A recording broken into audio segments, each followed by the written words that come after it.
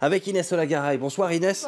Bonsoir. 3 semaines après les attentats de Paris, l'un des établissements touchés a rouvert, on l'a vu, il s'agit de la Bonne Bière dans le 11e arrondissement.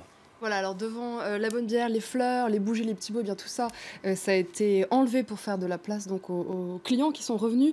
Les habitués ont retrouvé leurs habitudes, le petit café au comptoir. Alors cet article des Inrocks rapporte justement plusieurs témoignages, comme celui d'une retraitée qui a 87 ans, qui tous les matins venait prendre son petit café à la Bonne Bière. Et elle dit que quand elle a appris que, eh bien, que l'établissement allait rouvrir, qu'elle s'est précipitée bien, pour reprendre ses bonnes habitudes. Alors on a les habitués, puis on a tous ceux aussi qui sont venus pour le symbole. Le symbole, c'est bien sûr continuer à vivre, retourner en terrasse. Alors l'article a justement choisi de s'arrêter sur cette bannière qui a été installée au-dessus du bar. Oui. Je suis en terrasse, qui a été la devise des Parisiens pendant ces 3 dernières semaines.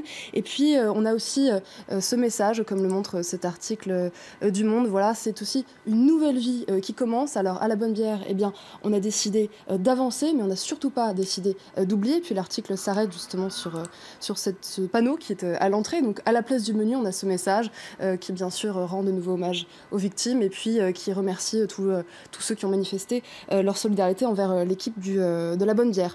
Alors on a ces témoignages et puis on a aussi, comme mentionne cet article de Metro News, et bien justement toutes ces fleurs, ces bougies dont je vous parlais tout à l'heure, qu'est-ce qu'elles sont devenues, qu'est-ce qu'ils sont devenus ces petits mots, est-ce qu'on les a simplement jetés ou est-ce qu'on leur a apporté un peu plus d'attention? Et bien en fait ce qu'explique l'article, c'est qu'on n'a pas passé un coup de balai, mais on a fait une véritable collecte. Tous les petits mots, tous les petits objets, même les bougies en fait ont été ramassées, elles vont être archivées par la mairie de Paris pour, explique donc la ville de Paris, servir un peu plus tard pour un travail de mémoire. Alors la réouverture du café à la Bonne Bière, et bien le coïncide aussi avec la publication d'une affiche qui a été réalisée par le gouvernement. C'est une affiche qui a plus en fait une plaquette explicative, c'est que faire en cas d'attaque terroriste. Alors ça se découpe en 3 temps, s'échapper si on le peut pas, se cacher, et puis enfin dans un 3e temps, alerter. Alors cette plaquette, elle a été faite, comme vous le voyez, un peu sur le modèle des consignes de sécurité qu'on a dans les avions. Bientôt, il y aura une vidéo en 3D qui sera largement diffusée sur les réseaux sociaux. Et puis cet article du Figaro lui explique qu'effectivement il va falloir s'habituer à vivre avec cette menace terroriste au-dessus de nos têtes. Et puis il explique aussi que Matignon, en fait, ce que Matignon cherche à faire, c'est développer une culture des gestes qui sauvent et une culture de solidarité, c'est-à-dire se sauver soi-même et puis aussi sauver les autres. Et puis toujours, comme l'explique le site du Figaro, il y a une énorme demande depuis les attentats de Paris, depuis le 13 novembre, une énorme demande pour des formations de premier secours. La Croix-Rouge est submergée de demandes.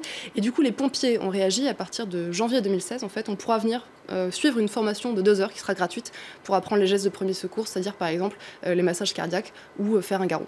Et ça peut beaucoup servir. On parle d'un autre sujet sur les réseaux sociaux. 2 jours après la fusillade de San Bernardino aux États-Unis, on parle beaucoup sur Internet de cette nouvelle chaîne de télévision qui sera bientôt lancée aux États-Unis, Gun TV. Voilà. Gun TV, alors comme son nom l'indique, c'est une chaîne pour vendre des armes. C'est une chaîne en fait de téléshopping, hein, vous les connaissez toutes, on peut acheter des mixeurs, des bijoux, ça fonctionne exactement pareil.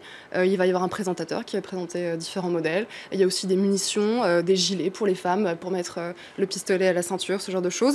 Et donc on voit le modèle, on repère un modèle qui nous plaît, on prend son téléphone, on passe commande. Alors la seule petite différence, c'est qu'au lieu de recevoir directement l'arme chez vous, elle va arriver en fait dans un magasin qui a une licence pour vendre des armes, et le responsable du magasin est censé vérifier vos antécédents, faire toute la paperasse nécessaire pour que vous puissiez repartir légalement avec l'arme. Alors ce site de Gun TV, eh bien il est, voilà, je vais vous le montrer. Il y a une petite vidéo qui présente le projet, l'émission. Alors l'ambiance, super bon enfant, une petite musique très entraînante, décontractée, avec des couleurs, voilà, pour vous procurer un revolver avec un monsieur qui a un grand sourire. Et donc ce site, eh bien, évidemment, voilà, a provoqué cette chaîne, plutôt le lancement de cette chaîne a provoqué des réactions. Alors ceux qui sont pour plus de réglementation des armes disent vraiment c'est la dernière chose dont on avait besoin, et ceux qui ont créé cette chaîne disent mais nous en fait on a vu l'opportunité de répondre justement à un besoin et pas du tout d'en créer un. Donc je trouve que son argument est absolument indiscutable. Alors ça a provoqué d'autres réactions comme par exemple cet article du Daily Caller qui pourtant est très conservateur, très à droite, et qui dit réjouis-toi Amérique Amérique, eh bien, la première chaîne qui vend des armes est sur le point d'arriver. Et puis, on a aussi beaucoup de tweets pleins d'ironie, comme celui-là qui dit, voilà, combiner les 3 passe-temps favoris des Américains, c'est fait. Les revolvers, les armes, la télévision, le shopping. Et puis, voilà, je vous cite 2 petits tweets très rapidement. Celui-là qui dit le sens de l'à-propos, le jour où on apprend le lancement de Gun TV, la chaîne qui vend des armes. Et puis ce dernier qui a cru, en lisant l'article, qui a cru une blague et qui a dit quand tu crois lire un article du Gorafi, alors que non. Et non, c'est bien vrai, seulement Voilà, aux c'est États-Unis. pas une blague, c'est seulement aux États-Unis. Merci beaucoup Inès Olaga.